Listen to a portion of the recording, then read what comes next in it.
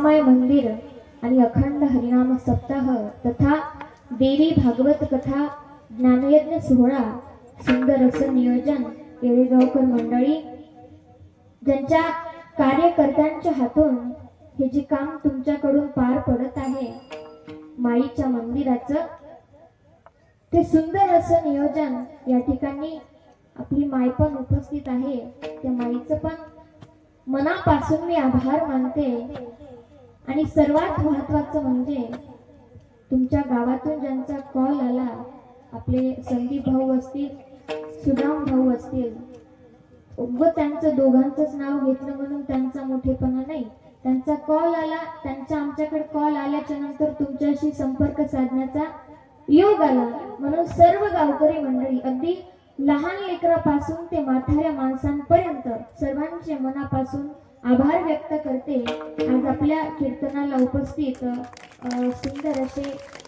गायन सम्राट असतील ज्यांची आत्ताच आपण चाल ऐकली गायन कोकिळा महाराज जेवढं त्यांचं नवल करावं तेवढं कमी आहे महाराज दोघांचं पण नाव निखिल महाराज संतोष महाराज मामा तुमचं नाव काय गंगाधर महाराज जाधव आपल्या इकडं हे वारकरी छोटे छोटे लेकरं असतील आपल्या विनेकरी ताई असतील आपले चौकदार बाबा असतील आणि सर्वात महत्वाचं म्हणजे निर्जीव चमड्यामधून तुमचं अंग हलवणारा जो आवाज आहे तो आवाज म्हणजे आमचे बंधू सत्यम महाराज सुंदर असा मृदंग वाजवतात आणि सर्वात महत्वाचं म्हणजे श्रद्धा मंडप डेकोरेशन येळेगावकर वा गावातलेच एक सुंदर सिस्टीम आहे दादा अशीच कीर्तन होईपर्यंत असंच राहू द्या आणि आपले युट्यूब वाले दादा असतील त्याच्या चॅनलचं नाव काय तुमच्या रामायणाचा स्वर वा देगावचे शेजारचे ते जेव्हा तुम्हाला वाटलं की आपल्या गावामधला जो सप्ताह आहे पुन्हा जर आपल्याला पाहण्याचा वेळ भेटला उत्सुकता झाली मनामध्ये तर तुम्हाला तीही सुविधा उपलब्ध आहे तुम्ही दादाच्या चॅनलवर जाऊन ती पण पाहू शकता सर्व गावकरी मंडळींचे कीर्तनाला आलेले कीर्तनाला न आलेले घरी झोपलेले जेवायला आलेले जेवायला न आलेले जेवायला येऊन घरी बांधून नेणारे सर्वांचे टाळकरी माळकरी गावकरी सर्वांचे मनापासून आभार व्यक्त करते कुणाचं नाव राहिलं का तुमचं नाव घ्यायचं का महिला मंडळ सर्वांचे पाटेक बरं का सखुआ का धोंडा का केसरा का बाई का सर्वांचे अगदी सर्वांचे मनापासून धन्यवाद आभार व्यक्त करते आणि सेवेला सुरुवात विठ्ठल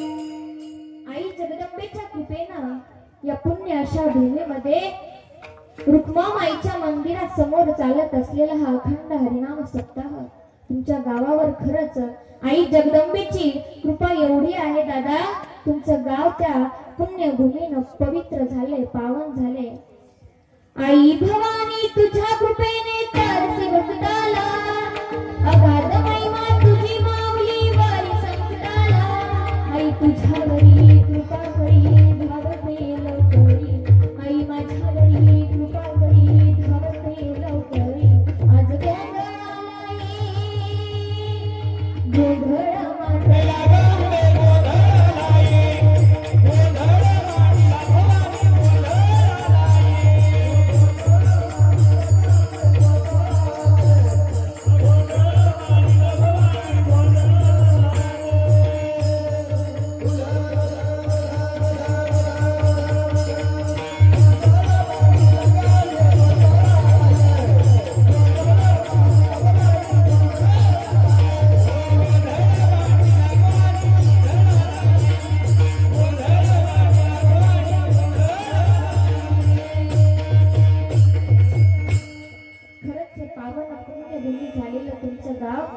त्या गावामध्ये आजच्या 5व्या दिवसाची कीर्तनाची सेवा माझ्यासारख्या पामराकडे आली त्याबद्दल सर्वांचे मनापासून आभार मानते.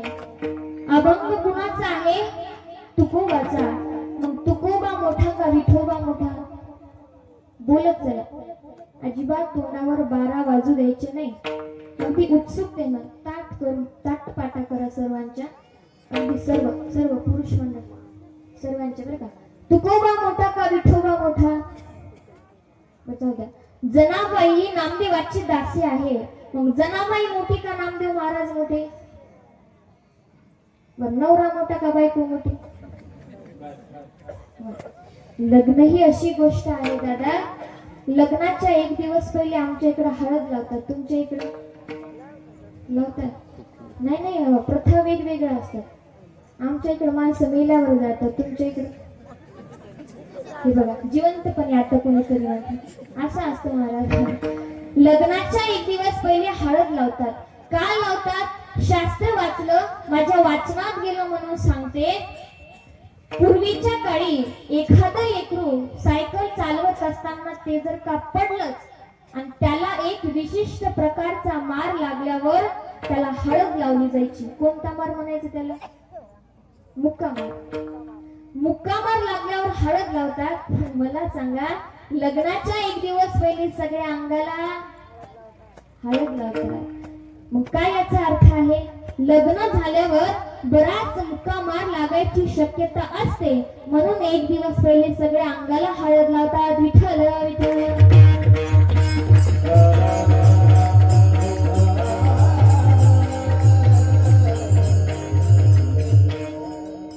जगद्गुरु तुकोबारायांचा निवडलेला अभंग. जगद्गुरु तुकोबाराय किती अधिकार संपन्न साधू सांगू. देवाला सुद्धा खाली मान घालावी एवढा अधिकार संपन्न असणारा जगद्गुरु तुकोबाराय आणि त्यांचा निवडलेला आज अभंग. ज्या वेळेला जगद्गुरु तुकोबाराय भंडारा डोंगरावरती भजन करत बसले होते, त्या वेळेला एक सावकार जगद्गुरु तुकोबारायांकडे आला. तुकोबाराय, तुम्ही जे कीर्तन करता, जे प्रवचन करता, त्या कीर्तनात त्या प्रवचनात माझं नाव घ्यायचं. जगद्गुरु तुकोबारायांना सांगितलं, का रे दादा, तुझं नाव घ्यायला मी तयार आहे, पण तू एकादशी धरतो का? त्यानं सांगितलं नाही. माळकरी आहेस का? म्हणे नाही. गळ्यात तुळशीची माळ नाही, गोपी चंदनाचा टिका तुझ्या कपाळाला नाही, आणि तू सांगतोयस की माझ्या कीर्तनातून प्रवचनातून तुझं नाव मी घ्यायचं? अजिबात नाही म्हणे. काय करायचं ते कर, पण तुझं नाव मी माझ्या कीर्तनात घेणार नाही. राग आला त्या सावकार माणसाला. भगवंताच्या पंढरीत गेलाय, विटीवरच्या मालकाच्या दारामध्ये जाऊन अनुष्ठान मांडलंय. 1 दिवस गेला, अन्न ग्रहण करेना, पाणी ग्रहण करेना. 2 दिवस झाले, पोटात अन्नाचा कण सुद्धा नाही. 3 दिवस झाले, अन्न नाही, पाणी नाही. आणि 3ऱ्या दिवशी बिना अन्न पाण्याचं माणूस मरेन. जगाच्या बापाला घाम फुटला आणि तो विटेवरचा मालक कमरेवरचे हात सोडले आणि जगाच्या त्या पंढरीच्या पांडुरंग परमात्म्याच्या दारामध्ये येऊन त्या माणसाच्या समोर उभा आहे. का रे दादा, आज 3 दिवस झाले तुम्ही अन्न ग्रहण करेना, तुम्ही पाणी ग्रहण करेना. काय भानगडे म्हणे दादा, काय कारण आहे याचं? त्या वेळेला त्या माणसानं सांगितलं, देवा, तुझा भक्त आहे एक आमच्या पंढरीमध्ये, तुकाराम त्याचं नाव आहे. त्याच्या जवळ गेलो, त्याला सांगितलं, तुझ्या प्रवचनातून, तुझ्या कीर्तनातून तू माझं नाव घ्यायचं. त्यानं स्पष्ट नाही म्हणून सांगितलं. देवानं विचार केला, माझं काय काम आहे, तू माझ्या दारासमोर अनुष्ठान का मांडलंस? त्या वेळेला त्या माणसानं सांगितलं, देवा, काही कर, तुकाराम महाराजाच्या स्वप्नात जा आणि त्याला सांग की माझं नाव त्याच्या कीर्तनातून त्यानं घेतलं पाहिजे. देवानं विचार केला, याला जर समजावलं, ही येडं माणूस आहे, याला समजणार नाही. चला म्हणे आपण तुकाराम महाराजांकडे जाऊ. आणि विटेवरचा मालक जगद्गुरु तुकोबारायांच्या स्वप्नात आलाय आणि जगद्गुरु तुकोबारायांना दर्शन दिलं. तुकोबारायानं पाहिलं, हसले. तुकाराम महाराज, देवा काय भानगड म्हणे, कशाला माझ्या स्वप्नात आलास? त्या वेळेला जगद्गुरु तुकोबारायानं देवानं प्रश्न केला, तुकाराम महाराज, तुमच्या गावचा एक व्यक्ती माझ्या दारासमोर आज 3 दिवस झाले अनुष्ठान मांडले आणि त्याचं असं म्हणणं आहे की तुम्ही तुमच्या कीर्तनातून, तुमच्या प्रवचनातून त्याचं नाव घ्यावं. जगद्गुरु तुकोबारायाचे शब्द आहेत, लक्ष देऊ नये का? तुकोबारायानं सांगावं देवाला, देवा अरे आजपर्यंत तुझ्या नियमात मी ढवळाढवळ केली का? देवानं सांगितलं, नाही. तुझ्या नियमामध्ये मी ढवळाढवळ केली का? म्हणे नाही. मी तुला सांगितलं का तू असं कर तसं कर? म्हणे नाही. मग तुझा काय अधिकार आहे की माझ्या नियमामध्ये ढवळाढवळ करायचा? एवढा अधिकार संपन्न साधू जगद्गुरु तुकोबाराया आणि त्यांचा निवडलेला आज अभंग विठ्ठल.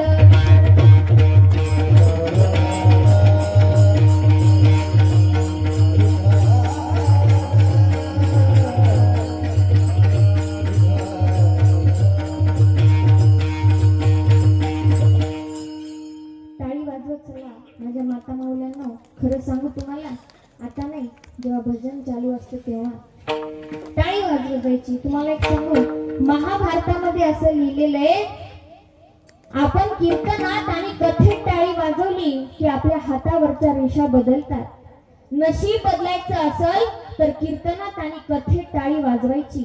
बरं, पण माझ्या सर्व मंडळी महाराज झोपेत असतात.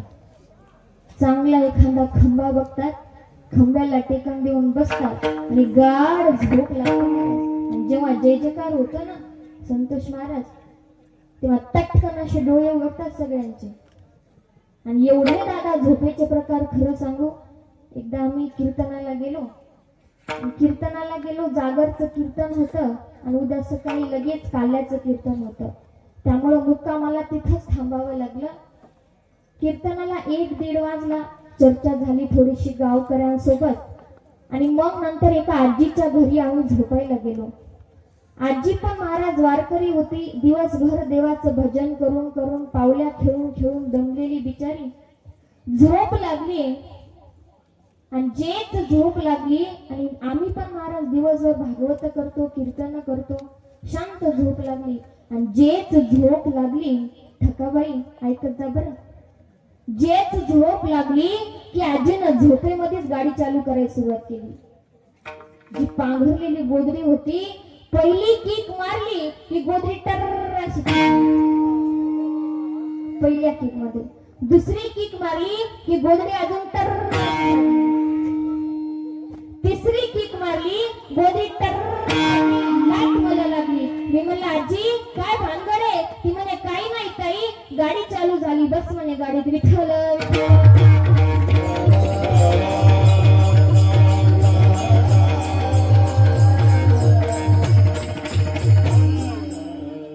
झोपायच्या अगोदर आणि झोप झाल्यावर तरी देवाचं नाव घेत चला महाराज, पण आपल्याला ते पण होत नाही हो.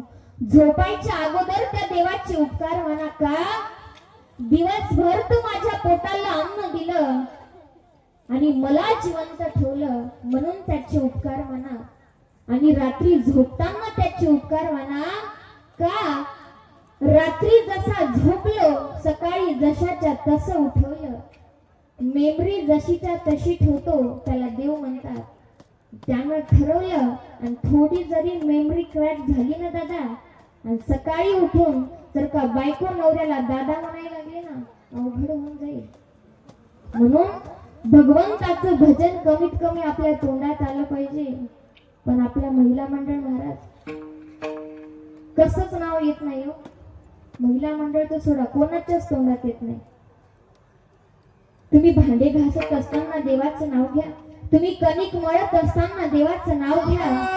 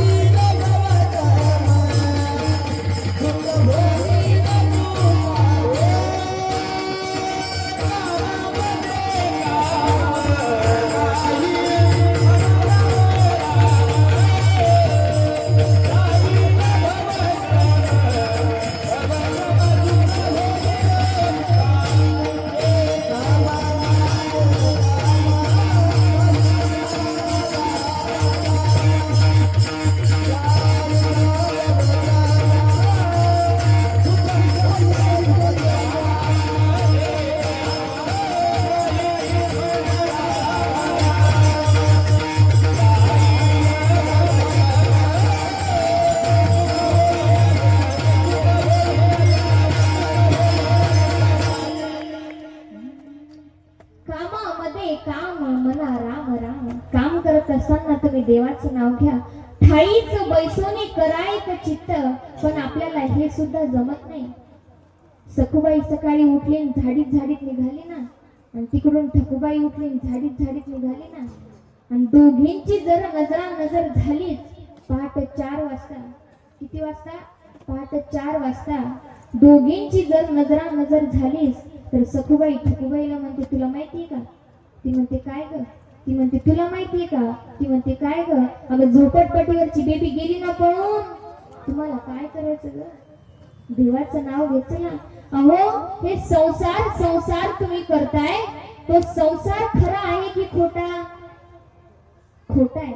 मला आता सांगा, आपण घर बांधायला काढल्यावर माघारी येतं का माणूस? नाहीये. पहिला मजला झाला तरी गज वरीच असतात, दुसरा मजला झाला तरी गज वरीच असतात, तिसरा मजला झाला तरी गज वरीच असतात, आणि हा वर गेला तरी गज वरीच असतात. विठ्ठल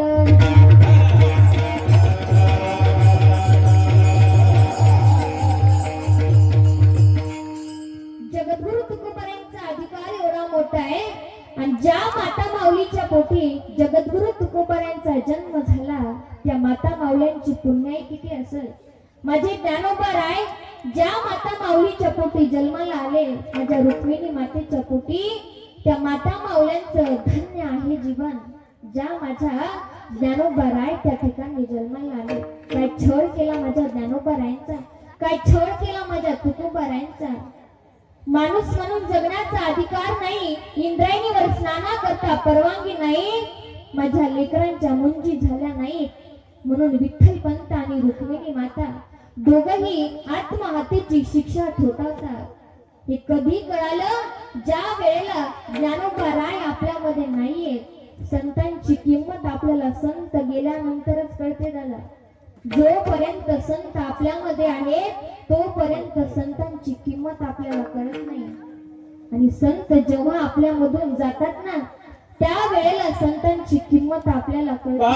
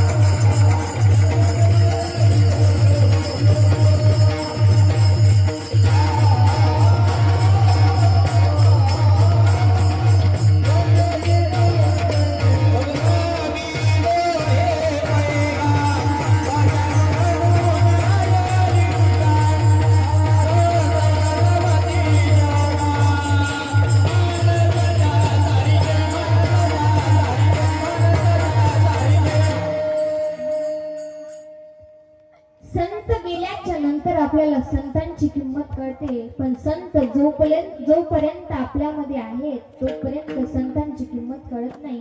ज्या वेळेला ज्ञानोबाराय गेले ना, त्या वेळेला ज्ञानोबारायांचं महत्व आज आपल्याला कळतंय, त्या ज्ञानेश्वरीचं महत्व आपल्याला आज कळतंय. पण ज्या वेळेला ज्ञानोबाराय होते दादा, ज्ञानोबारायांच्या आई वडिलांना देहांत प्रायश्चिताची शिक्षा भोगावी लागली. मुक्ताबाई केवळ 5 वर्षाच्या आहेत. माझे ज्ञानोबाराय, माझे सोपान काका, माझे निवृत्ती दादा छोटे छोटे लेकर. आणि ज्या वेळेला विठ्ठल पंत आणि रुक्मिणी मातेनं देहांत प्रायश्चिताची शिक्षा भोगण्याचं ठरवलं ना, सकाळ झाली आणि ज्या वेळेला ती चिठ्ठी माझ्या निवृत्ती दादानं बघितली, आळंदीकरांनो साष्टांग दंडवत. पैठणकरांनी दिलेल्या न्यायाप्रमाणे आम्ही दोघही पती पत्नी आत्महत्या करण्याची शिक्षा ठोकवत आहोत. पण आमच्या पाठीमाग माझ्या ज्ञानाचा, माझ्या सोपानाचा, माझ्या मुक्ताई मातेचा, माझ्या निवृत्ती दादाचा छळ करू नका. माझ्या बाळांना इंद्रायणीमध्ये स्नान करायला परवानगी द्या, माझ्या बाळांच्या मुंजी होऊ द्या, म्हणून आम्ही आत्महत्या करत आहोत. आणि ज्या वेळेला माझ्या निवृत्ती दादानं हे पत्र वाचलं, टाहो फोडला आणि त्याच टाहोनं माझा ज्ञानदादा जागी झालाय. ज्ञानदादानं पत्र वाचलं आणि किंचाळी फोडली. आई बाबा, त्या सिद्ध बेटाला सुद्धा दरदरून घाम आला असेल. ज्ञानी यांचा अवतार जेव्हा आई म्हणून किंचाळी मारतो ना, त्या वेळेला सोपान काका आणि मुक्ताई माता जागी झाले. सोपान काकानं पत्र वाचलं, तोही रडायला लागलाय. पण माझी 5 वर्षाची मुक्ताई माता लहान होती, वाचता येत नव्हतं. माझ्या ज्ञानदादाला तोंडासमोर येऊन विचारते, दादा काय झालं, काय झालं दादा, का रडताय तुम्ही? सोपान काकाला विचारते, दादा काय झालंय? माझ्या निवृत्ती दादाला विचारते, दादा काय झाले तुला सांग ना दादा, का रडताय रे तुम्ही? पण त्या 5 वर्षाच्या माझ्या मुक्ताई मातेला कळत नव्हतं की माझे आई वडील आत्महत्या करण्यासाठी गेले आणि माझे हे 3ही दादा रडते. काय नवले दादा. आणि ज्या वेळेला माझ्या मुक्ताई मातेला कळालं की त्यांच्या आई वडिलांनी आत्महत्या केलीये, टाहो फोडलाय माझ्या मुक्ताई मातेनं. आई अगं, म्हणूनच काल पुरणपोळ्याचा स्वयंपाक केला होतास ना गाई, पोट भरून खा म्हणत होतीस. तुला जायचं होतं ना गाई, तुला जायचं होतं ना, पुन्हा पुन्हा भरवत होतीस. ज्ञान दादाला सांगत होतीस, नाना तू समजूतदार आहेस, माझ्या मुक्ताला सांभाळ बरं, माझ्या सोपानाला सांभाळ बरं. याच्यासाठीच ना गाई का सोडून गेलीस गाई तू मला, का राहिली नाही माझ्या सोबत? तुला जायचं होतं तर मला सोबत का नाही नेलं ग, का नाही नेलं? आणि माझ्या मुक्ताई मातेच्या समोर आईचं प्रेम, आईचं वात्सल्य उभं राहिलंय. आईचं प्रेम दादा, माझ्या माता मौल्यांनो तुम्हाला एकच सांगणं आहे, माहेरचा आनंद तिथपर्यंत आहे जोपर्यंत आपल्या माहेरामध्ये आपले मायबाप जिवंत आहे. ज्या वेळेला तुमचे आई बाप जातील ना, त्या वेळेला त्या भावाच्या दरवाजामध्ये उभं राहा. 10 मिनिटं 15 मिनिटं, पण तुमची भाऊजाई तुम्हाला डुकून सुद्धा विचारणार नाही. आईचं प्रेम तिथपर्यंत असतं जोपर्यंत तुमच्या माहेरात तुमचे मायबाप जिवंत आहेत. आई प्रेमाचा सागर असते, आई मायेचा सागर असते. आई माझी मायेचा सागर दिला तिने जीवनाकार, मायेचा सागर दिला जीवनाकार,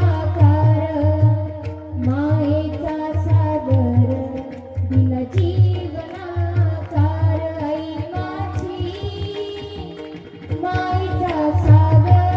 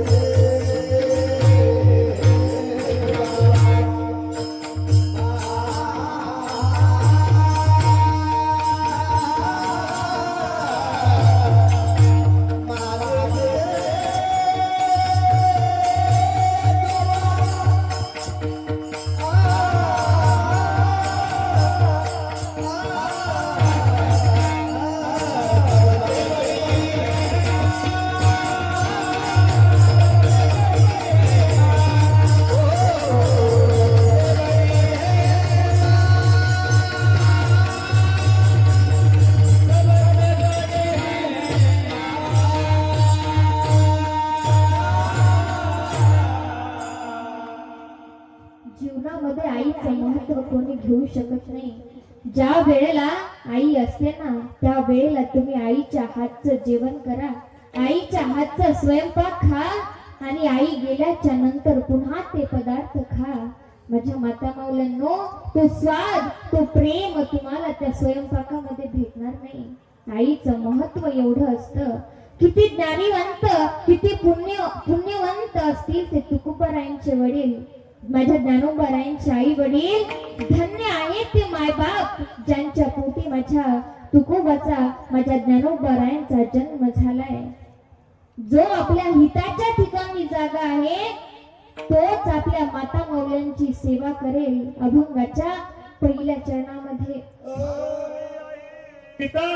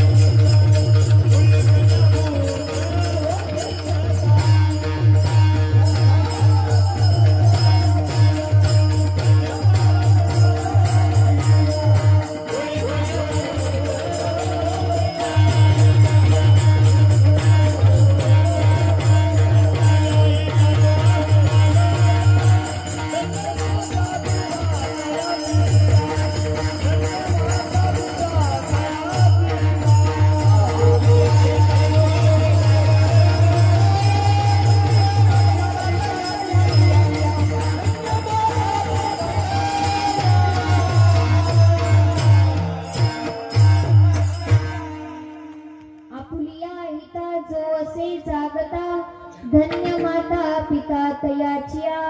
कुळी कन्या पुत्र होती जे सात्विक, तयाचा हरिक वाटे देवा. आपल्या जन्मामध्ये येऊन आपल्या पोटाला जर का सात्विक विचाराचे लेकर जन्माला येत असतील ना, माझ्या माता माऊल्यांवर फार मोलाची जबाबदारी आहे. तुमच्या हातात आहे आपल्या लेकरावर संस्कार कसे द्यायचे. उभ्या जीवनामध्ये तुमचा मोलाचा दागिना कोणता असेल तर तुमच्या ते लेकरावरचे संस्कार आहेत. आपल्या लेकरांना योग्य संस्कार द्या.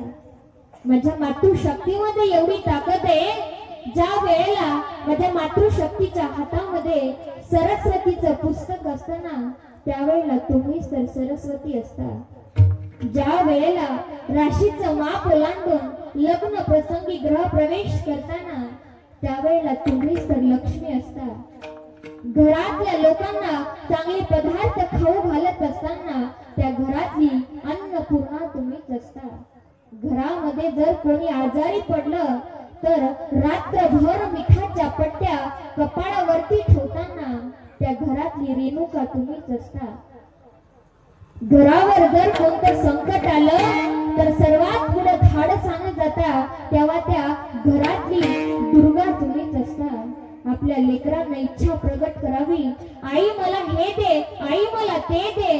त्या लेकराची जेव्हा इच्छा पूर्ण करता तेव्हा त्या इच्छा देवी सुद्धा तुम्हीच असता. फक्त स्वतःला ओळखलं पाहिजे. माझ्या एका मातृशक्तीनं स्वतःला ओळखलं आणि भगवतीला प्रार्थना केली, आई अगं शेत आम्ही कसतोय पण त्या शेतातलं पीक दुसरेच कापून घेऊन जातात. आई मंदिर आम्ही बांधतोय पण मंदिर तोडण्याचं काम नको ती लोक करतायत. आमच्या सुना आमच्या लेकी आमच्या डोळ्यासमोर कुणीतरी उचलून घेऊन जाते. आमच्या लेकरांचं कत्तल कुणीतरी करतंय. आमच्या माठाऱ्या माणसाची थट्टा टिंगल उडवण्याचं काम कोणीतरी करतंय. या दुष्ट लोकांना दंड देण्याची ताकद मला दे. माझ्या भुजांमध्ये तू संचार आणि हे काम जर तुला माझ्याकडनं करून घ्यायचं नसेल तर माझ्या पोटी असा पुत्र जन्माला घाल की तो या सगळ्या दुष्टांसाठी काल असला पाहिजे, या सगळ्या दुष्टांसाठी तलवार असला पाहिजे, असा पुत्र माझ्या पोटी घाल. भगवतीचा धावा केला आणि त्या भगवती मातेनं असा संचार केला त्या मातृशक्तीच्या पोटी प्रति सूर्य जन्माला आला. त्या सूर्याचं नाव आहे छत्रपती शिवाजी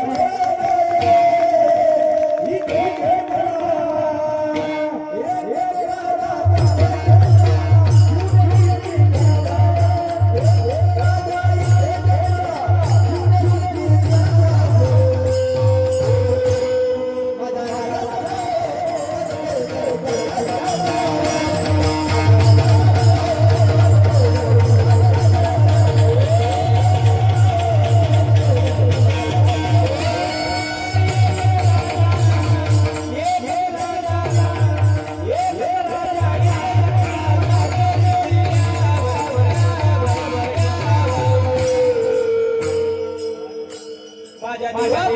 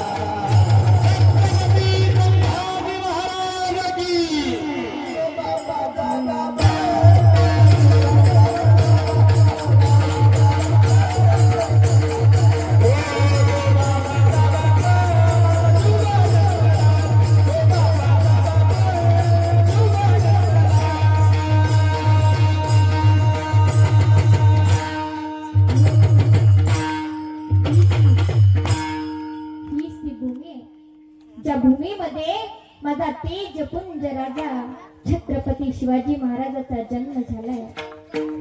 ज्या वेळेला माझ्या माँसाहेब जिजाऊला दिवस गेले, त्या वेळेला माझ्या माँसाहेब जिजाऊला डोहाळे लागले ते कशाचे ऐका. ज्या वेळेला दासीनं यावं, माँसाहेब तुम्हाला काय खावंसं वाटतं, तुम्हाला काय प्यावंसं वाटतं मला सांगा. त्या वेळेला माझ्या जिजाऊ माँसाहेबांनी सांगावं, दासी मला काही खावंसं वाटत नाही, मला काही प्यावंसं वाटत नाही, मला वाटतं घोड्याला टाच मारावी, घोड्यावर स्वार व्हावं आणि सह्याद्रीच्या दऱ्या खोऱ्यातून फेर फटका मारावा. दिवस होता 19 फेब्रुवारी 1630 आणि त्याच दिवशी माझ्या राजांचा जन्म झालाय. शिवनेरीवर शिव जन्मला राजाचा अधिपती.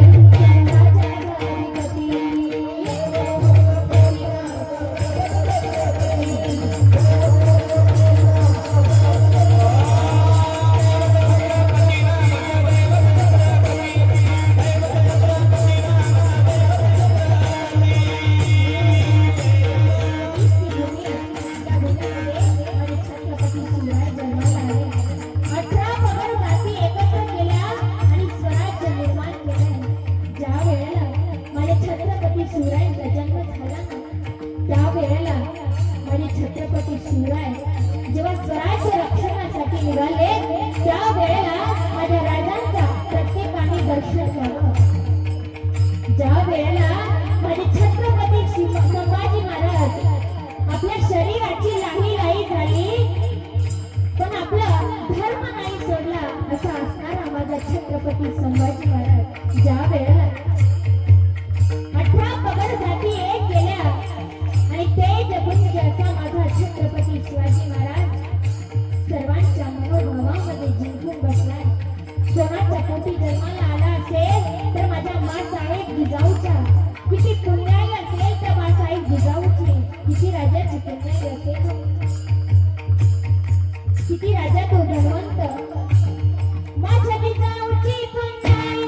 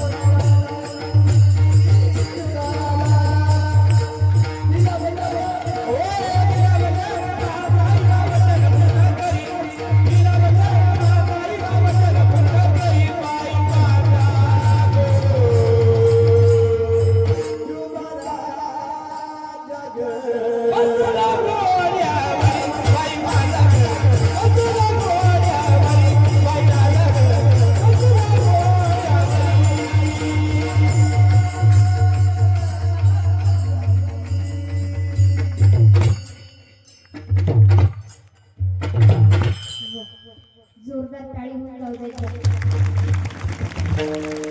कधी कधी महाराज यांचं पण ऐकावंसं वाटतं बरं का. तुम्हाला नाही पण आम्हाला कधी कधी यांचं पण ऐकावंसं वाटतं. सुंदर गोड असा आवाज आहे. आपल्या उभ्या आयुष्यामध्ये आपल्या जर का पोटी आपले पुत्र सात्विक विचाराचे येत असतील ना तर आपलं जीवन धन्य झाल्याशिवाय राहणार नाही. माझे छत्रपती शिवाजी महाराज माँसाहेब जिजाऊच्या पोटी जन्माला आले आणि त्यांचं कुळ पवित्र झालंय. कुळी कन्या पुत्र होती जे सात्विक. जीवनामध्ये आपल्या जर पोटी सात्विक विचाराचे लेकर जन्माला आले ना तर आपल्या जीवनाचं कल्याण होतं. आणि जर का मुलं वाईट व्यसनाला लागले तर माय बापांना घर सोडून जाण्याची वेळ येते. म्हणून माझ्या माता मौलांना एकच विनंती असेल, आपल्या आयुष्यातला सर्वात मोलाचा दागिना कोणता असेल तर आपल्या लेकरावरचे संस्कार आहे. आपल्या लेकरांना योग्य संस्कार द्या. एक आई नवीन लग्न झालं आणि लग्न झालं 6 महिन्याची गरोदर असताना तिचा पती वारला. काळ निघून जात राहिला आणि तिच्या पोटी सुंदर असा एक बालक जन्माला आलाय, मुलगा जन्माला आला. एकटीच त्या मुलाचं पालन पोषण करते. मुलगा मोठा व्हायला लागला. मुलगा पहिलीमध्ये गेला आणि पहिलीत गेल्याच्या नंतर एके दिवशी एका त्या पोरानं आपल्याच वर्ग मित्राची एक पेन्सिल चोरून आणली आणि घरी येऊन आईला सांगितलं, आई मी आज माझ्या एका वर्ग मित्राची पेन्सिल चोरून आणली आहे. ती आईनं एक शब्दही केला नाही. पोरग दुसरीत गेलं आणि दुसरीत गेल्यावर वर्ग मित्राचा कंपास चोरून आणला. घरी येऊन आईला सांगितलं, आई माझ्या वर्ग मित्राचा मी कंपास चोरून आणलाय. आईनं एक शब्दही केला नाही. पोरग जसं जसं मोठं होत होतं तशा चोऱ्या जास्त करू लागलं पण आईनं एक शब्दही केला नाही. पोरग ज्या वेळेला मोठा डाकू झालं, चोर झालं आणि चोरी करत असताना, बँकेमध्ये डाका टाकत असताना त्याच्या हातून बँकेच्या सेवकाचा मृत्यू झाला आणि फाशीची शिक्षा सुनावली गेली. आणि ज्या वेळेला फाशीची शिक्षा होती, दिवस होता तो, त्या दिवशी फाशी देणाऱ्या माणसाला विचारण्यात येतं, बाळा तुझी शेवटची इच्छा काय आहे? त्या वेळेला त्या बाळानं एकच विनंती केली, साहेब मला माझ्या आईला भेटायचंय, हीच माझी शेवटची इच्छा आहे. आईला बोलावण्यात आलं. आईच्या पाया पडण्यासाठी तो मुलगा खाली वाकला, वर मान केली आणि आईच्या सन्न विषयाशी गालात मारली. पोलिसांना पुन्हा एक छडी मारली. अरे मरता मरता सुद्धा तू एवढं वाईट काम करतोयस, जन्मदात्या आईवर हात उचललास, कुठं फेडशील पाप? त्या वेळेला त्या पोरानं सांगितलं, साहेब अहो ज्या वेळेला मी माझ्या वर्ग मित्राची पेन्सिल चोरून आणली, त्याच वेळेला जर माझ्या आईनं मला कानाखाली मारली असती तर आज मी फाशीवर जात नव्हतो. लहान असताना संस्कार द्यायचे नाही, तरुण असताना संस्कार द्यायचे नाही आणि मग म्हातारपणी म्हणायचं, ए बाळा तूने नाही पाणी पाजिले, मी तुझ्यासाठी जीवन जाळले. रे बाळा तूने नाही पाणी पाजिले. मेरा बरदे रब कसा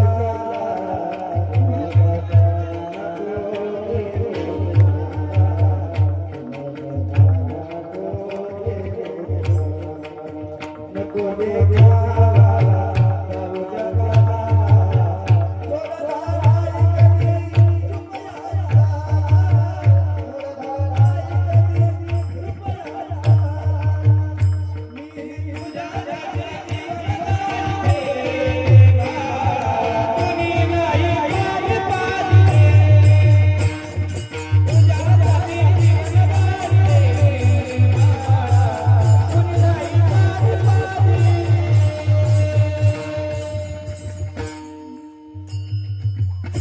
आपल्या जीवनामध्ये जर का आपल्या पोटी सात्विक विचाराची लेकरं जन्माला येत असतील ना, त्याचा मोठेपणा त्या भगवान परमात्म्याला सुद्धा वाटतो.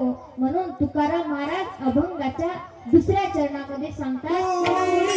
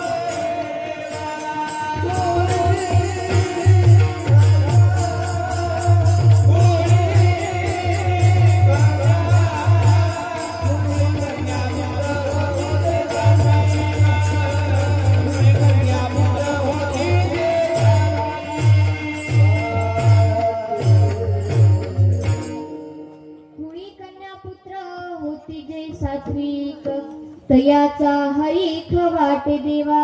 त्या भगवंताला सुद्धा त्याचा मोठेपणा वाटतो.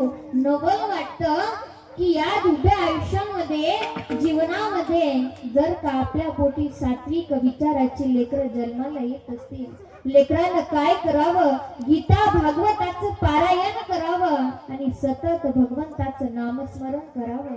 पण आपल्याला आज ते नामस्मरण करायला आवडत नाही. संत संग आपल्याला आवडत नाही महाराज. संतांच्या संगतीत यायला आपल्याला आवडत नाही. दुर्जनाची संगत आपल्याला पावला पावलाला भेटत असते, पण सज्जनाची आणि संतांची संगत आपल्याला सहजासहजी भेटत नाही.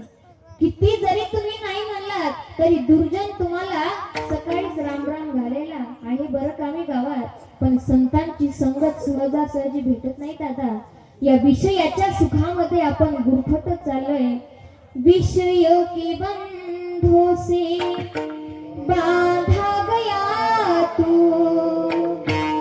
संत समागम को भूल गया.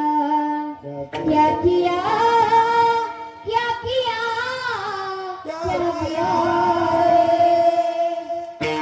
तूने जीवन गवा दिया, तूने जीवन गवा दिया.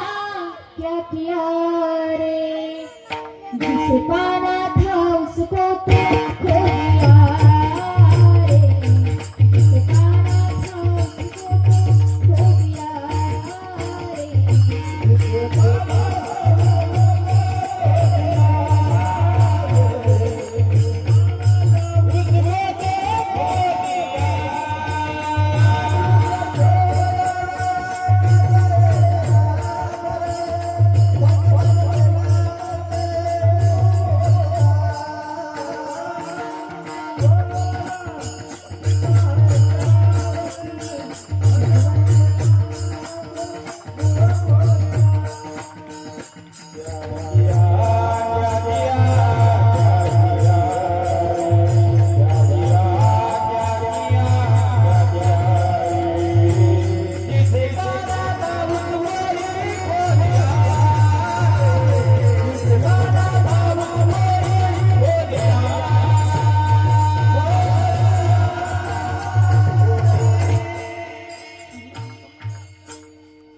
विषयाच्या सुखामध्ये आपण गुरफटत चाललोय.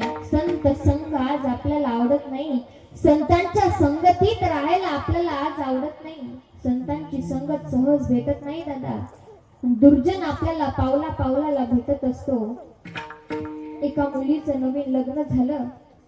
पूर्वीच्या काळी लग्न झाल्यावर आपल्याला फाट्यापर्यंत मुलीला सोडायला जावं लागायचं. पूर्वी गाड्या नव्हत्या, म्हणून बापानं सुटकेस उचलली आणि मुलीला सोडायला निघालाय. सोबत मुलीचा पती पण होता. मुलगी समोर चालत होती. जावई आणि सासरा बरोबर चालू लागले आणि चालत असताना जावयाचं डोकं थोडं खाली गुडघ्यामध्ये होतं आणि सासरा जरा कमी बोलणारा होता. लक्ष देऊन ऐका. जावयाचं डोकं थोडं खाली गुडघ्यामध्ये होतं आणि सासरा जरा कमी बोलणारा होता. जावयानं प्रश्न केला, सासरी बुवा, ही रोडच्या कडेला जी जमीन आहे ना ती कुणाची आहे? सासरी बुवानं न पाहता सांगितलं, ती जमीन माझ्या वैऱ्याची आहे आणि त्या जमिनीबद्दल मला काही बोलायचं नाही. असं नका म्हणे वैऱ्याची, पण जमीन मात्र एक नंबर आहे. किती लोकांना महाराज, काही लोकांना किती जरी सांगितलं बोलू नका बोलू नका बोलू नका, पण बोलणारच. किती जरी सांगा तुम्ही, त्या ठिकाणी ते बोलल्याशिवाय राहत नाही. जावयानं प्रश्न केला, सासरे बुवा, ही रोडच्या कडेला जी जमीन आहे ती कुणाची आहे? सासरे बुवानं न पाहता सांगितलं, ती जमीन माझ्या वैऱ्याची आहे आणि त्याबद्दल मला काहीच बोलायचं नाही. जावई मला असं नका म्हणे वैऱ्याची, पण जमीन मात्र एक नंबर आहे. सासऱ्यांना सांगितलं, हे बघा जावई बुवा, तुम्ही गावामध्ये नवीन आहात, पाहुणे आहात, तुम्ही तुमची सुटकेस घ्या, निघला आता इथून. जावयानं शांत बसावं की नाही? असं नका म्हणे वैऱ्याची, पण जमीन मात्र एक नंबर आहे आणि त्या जमिनीतली जी ज्वारी आहे ना ती तर एकच नंबर आहे. आता सासरा न बोलणारा बोलका झाला. जावयानं पुन्हा बोलायला सुरुवात केली, सासरी बुवा, ती जमीन तुमच्या वैऱ्याची आहे ना, त्या जमिनीतली ज्वारी एकच नंबर आहे आणि त्या तुमच्या वैऱ्याला 30 पोते ज्वारीचे होणार. आता सासरा बोलणारा झाला आणि सासऱ्यानं सांगितलं, हे बघा जावाई बुवा, त्या माझ्या वैऱ्याला 20च पोते ज्वारीचे होणार. जावाई म्हणला 30 पोते, सासरा म्हणला 20 पोते. जावाई म्हणतो 30, सासरा म्हणतो 20. जावाई म्हणतो 30, सासरा म्हणतो 20. रोडचं काम चालू होतं, खडकाचा ढीग होता. जावयानं जसा सासरा घेतला आणि धन्न दिशेला खडकाच्या ढिगावर आदळला. वरून जावई बसला, मना 30 पोते. सासरा म्हटला, जीव गेला तरी चालल, पण एक पोत जास्त म्हणणार नाही. ती वसू नावाची पोरगी अडचणीत आली. बाबा अहो, पाठ लाल झाली की घासू घासू. ते बाबा म्हणे, हे बघ वसू, पाठ कितीही घासू, पण 10 पोत्याची कळ मात्र कशी सोसू. विठ्ठल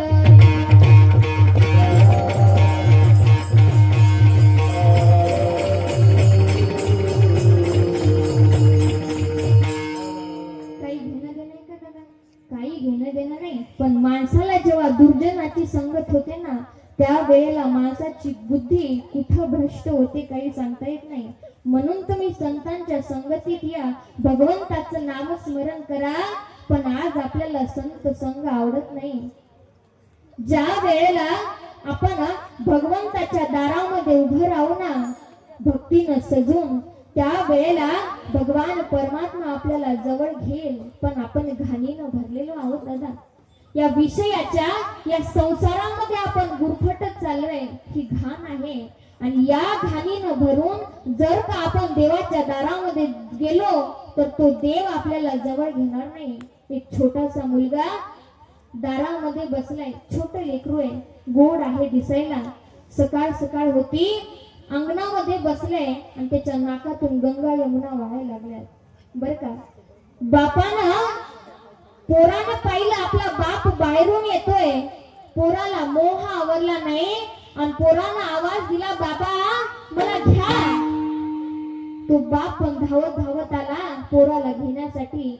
पण जवळ येऊन बघितलं तर पोरग थोडं घाणीनं भरलेलं होतं. घाणीनं भरलेलं पाहिलं आणि बापानं हट करून त्या पोराला दूर फेकलं.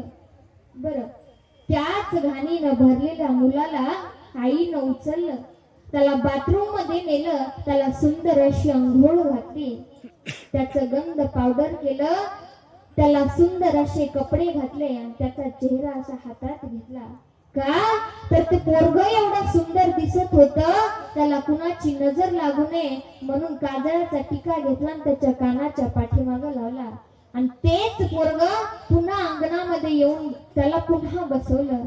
पुन्हा बाप आतमधून बाहेर आला, बघतो तर काय, ते पोरग एवढं सुंदर दिसत होतं, एवढं सुंदर दिसत होतं.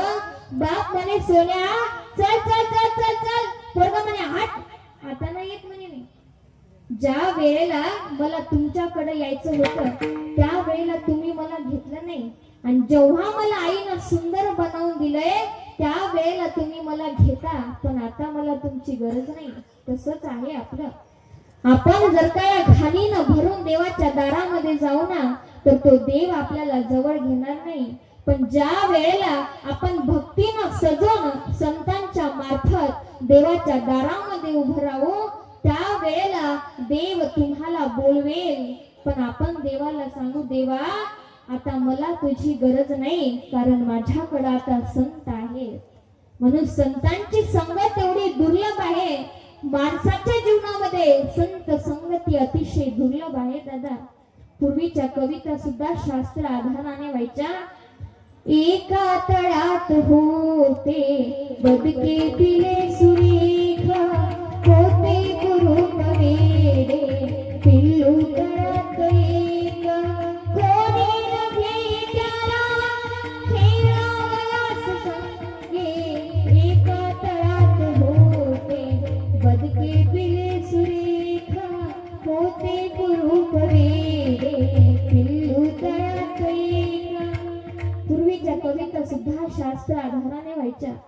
कावळ्याच्या संगत राजहंसाच्या संगतीमध्ये कावळा आल्याच्या नंतर तो सुद्धा मोती चुंबतो, तो सुद्धा मोती चुंबत असतो.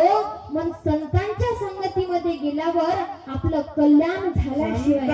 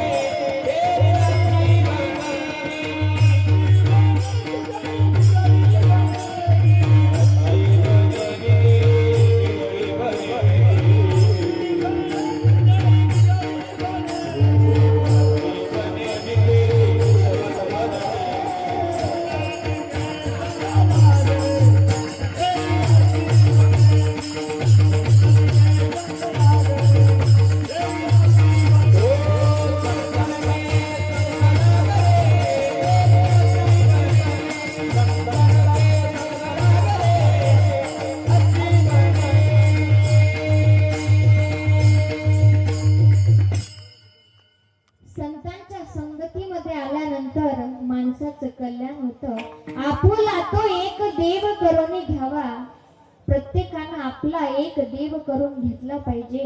पण आज आपले वारा परत देव बदलतात.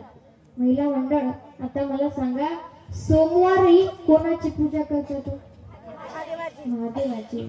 मंगळवारी कुणाची पूजा करतात? देवीची. वा. बुधवारी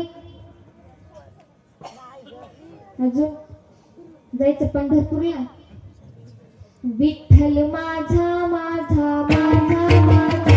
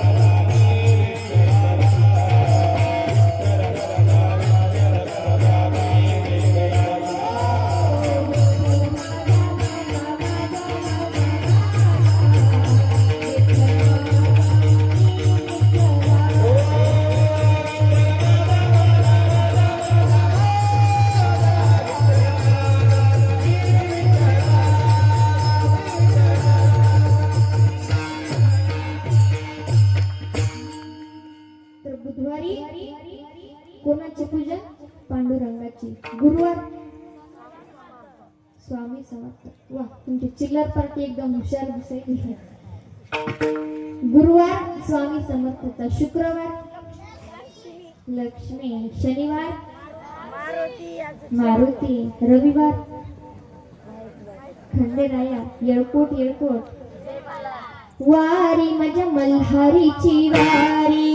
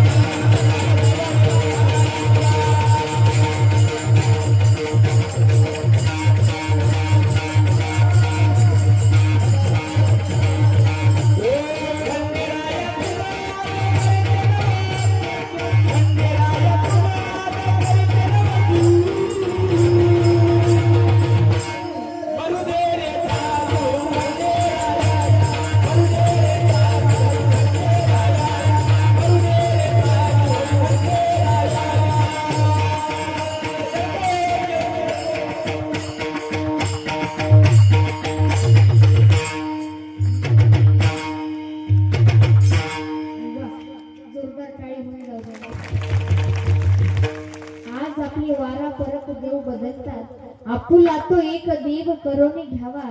आज आपला एक देव राहिला नाही. संतांच्या संगतीमध्ये आल्यानंतर माणसाचं कल्याण झाल्याशिवाय राहत नाही. पण आज आपल्याला संत संग आवडत नाही. या संसाराच्या सुखामध्ये आपण या विषामध्ये गुरफटत चाललोय. अरे संसार संसार जसं कप बशीच घर. बशी बसे आराम शिर न कप करी अर झार. कप करी कप हिंदे दारोदार. आता महिला मंडळ, पूर्वीच्या काळी आपले भांडे ठेवायचे घर राहायचे बघा, छोटे छोटे. आजीबाईला माहिती असेल. त्या ठिकाणी मला सांगा, बशीला उपमा दिली बायांची आणि कपाला उपमा दिली माणसांची. बोलत चला तुम्ही. झोपा यायला का तुम्हाला? झोपल्या की काय मागच्या महिला मंडळ? झोपा यायलात का? अद्रकचा चहा सांगायचा का? हो. अरे येळेगावकर मंडळी, झोपा यायलात का तुम्हाला? नाही ना. मग बोलत चला तुम्ही बर का. बशी ठेवायला आपल्याला टेकन असायचं की की अजून पण कुलपच लागली होती तुमच्या? हो बर. बशीला टेकन राहायचं. मग बशीमध्ये चहा पिता पिता जर का बशी फुटली तर बशीला आपण कुठं टाकतो? कचऱ्यामध्ये, उकिरड्यामध्ये. आता मला सांगा, जर कपानं चहा पिता पिता जर का कपाचा कान तुटला तर कपामध्ये आपण काय ठेवतो? ठेचा. नवऱ्याला ठेसू नका म्हणजे झालं विठ्ठल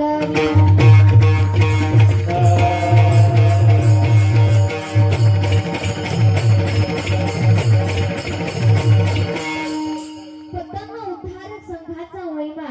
आता जमाना बदलत चाललाय, कॅम्प्युटरचा जमाना आलाय आणि त्या जमान्यामध्ये आता सुविधा आल्या. आता मला सांगा बाबा, पूर्वीच्या काळी आजीबाई तुम्हाला पाणी जरी आणायचं म्हटलं तरी तुम्हाला विहिरीवर जावं लागायचं.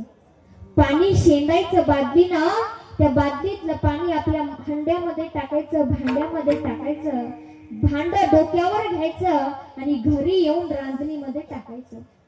आता तेवढे कष्ट राहिले का? नाही राहिले. आता सुविधा आली, गावाला टाकी आहे, पाईपलाईनचा सप्लाय आहे, दारात नळ आहे. दारातल्या नळाला हंडा लावायचा आणि तो हंडा रांजणीत नेऊन टाकायचा. आता तेवढे पण कष्ट राहिले नाही.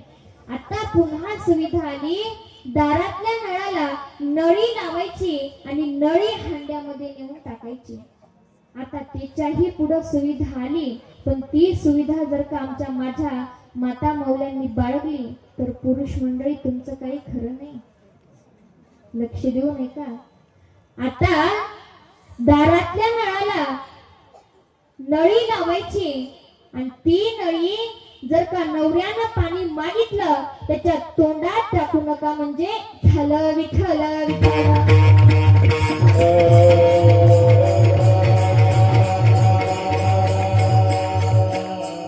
जमाना बदलत चाललाय, कॅम्प्युटरचा जमाना आहे दादा. पण या जमान्यामध्ये आज आपल्याला संत संग आवडत नाही, गीता भागवताचं पारायण सुद्धा करायला आवडत नाही. या विषयाच्या सुखामध्ये आपण गुरफटत चाललोय.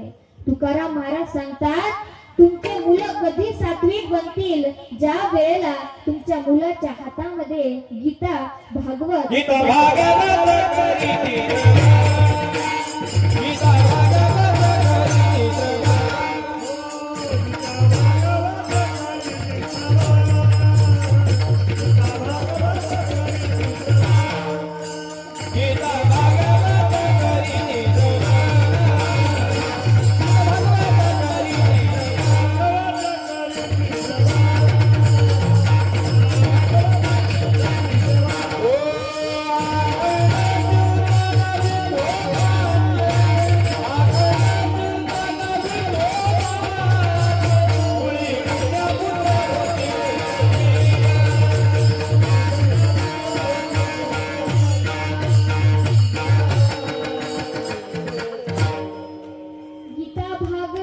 करीती श्रवण, अखंड चिंतन विठोबाचे. कुडी कन्या पुत्र होती जे सात्विक, तयाचा हरीख वाटे देवा. देवाला सुद्धा त्याचं नवल वाटते ज्या वेळेला आपले लेकर हातामध्ये गीता भागवत ज्ञानेश्वरीचा पाठ करत बसतात आणि आपल्या मुखानं भगवंताचं नामस्मरण करतात. तुकाराम महाराज काय म्हणतात, त्या लेकरांची सेवा माझ्या हातून घडावी तरी माझ्या दैवाला पार नाही. अभंगाच्या शेवटच्या चरणामध्ये माझं घडो त्यांची सेवा.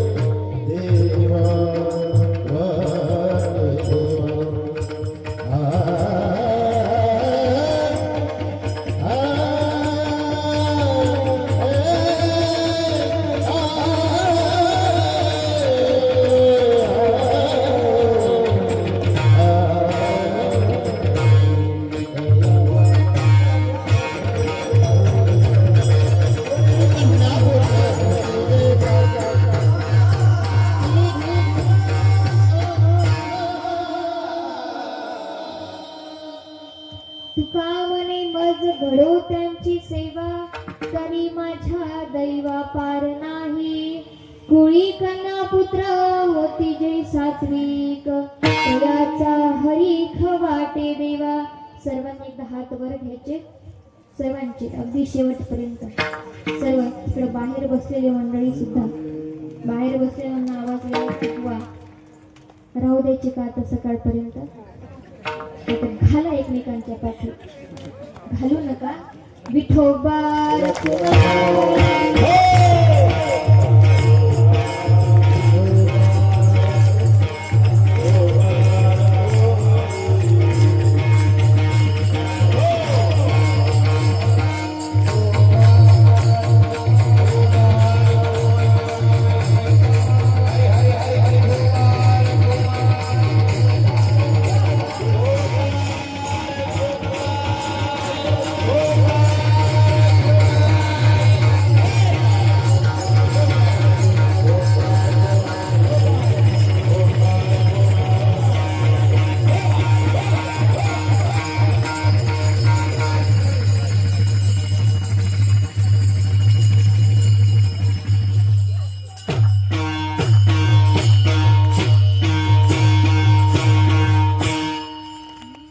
वा, सुंदर असं. आजच्या 5व्या दिवसाची कीर्तनाची सेवा माझ्यासारख्या पामराकडे आली त्याबद्दल सर्व गावकरी मंडळीचे मनापासून आभार व्यक्त करते. जर का एखादा शब्द एखादं वाक्य तुमच्या मनाला बोलता बोलता टोचलं असेल तर तुमची मुलगी तुमची नात समजून मोठ्या मनानं माफ करसाल ही एक आशा बाळगते आणि माझी सेवा रुखमामाय यांच्या चरणी संपन्न करून सर्वांचे एकदा पुनश्च आभार मानते. सर्वांनी एकदा हातावर घ्यायची गरज नाही, हातावर राहिलेच नाही महाराज. विठोबाई इकडे घातला आणि रुखमाई तिकडे घातली मागच्या महिला मंडळांनी. दादा तुम्ही सर्वांनी बरं का सुंदर भजन केलं विठोबा रुखमाईचं. सर्वांच्या चरणी एकदा पुनश्च माझी सेवा इथं संपन्न करते. ज्ञानेश्वर